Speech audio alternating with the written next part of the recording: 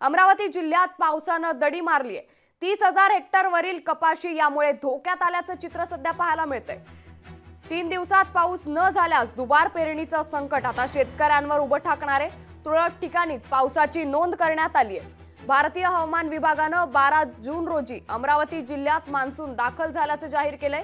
या दरम्यान किमान 30,000 हेक्टरमध्ये कपाशीची लागवड झाली आहे। मात्र पावसानं दडी दिल्यानं शेतकऱ्यांची चिंता वाढली आहे। 2 ते 3 दिवसात पाऊस न झाल्यास शेतकऱ्यांवर दुबार पेरणीचं संकट ओढावणार आहे। तुरळक ठिकाणीच पावसाची नोंद झाल्यानं बहुतांश भागातील पेरण्या देखील खोळंबल्यात।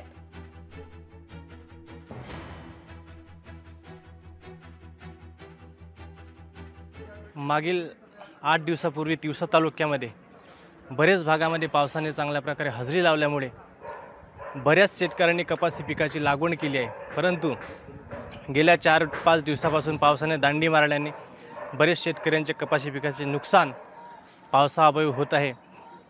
कारण पाऊस निघून गेल्यामुळे जे बियाण्याला कोंब आले आहे ते कोंबसुद्धा आता सुकत चालले आहे। अशा परिस्थितीमध्ये शेतकऱ्यांनी काय करावं? शासनाने अशा परिस्थितीमध्ये शेतकऱ्यांना मदत करणे गरजेचे आहे।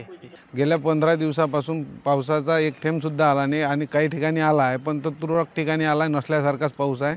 गेली शेतकऱ्याची परिस्थिती चिंताग्रस्त आहे। तरी शेतकऱ्यावर विशेष बियाणे महाडीपीटी तर्फे बियाणे देण्या म्हणते सरकार, पण अजून काही आलेलं नाही आहे। आजपर्यंत काही आम्हाला मेसेज नाही, काही नाही, काहीच नाही। शासनाची कुठलीही मदत देण्याचं आश्वासनही पूर्ण करत नाही, काहीच नाही आजपर्यंत।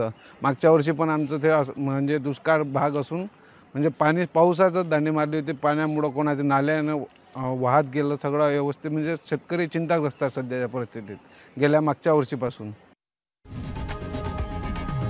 लोकशाही मराठी ऐका, पहा, जागरूक रहा।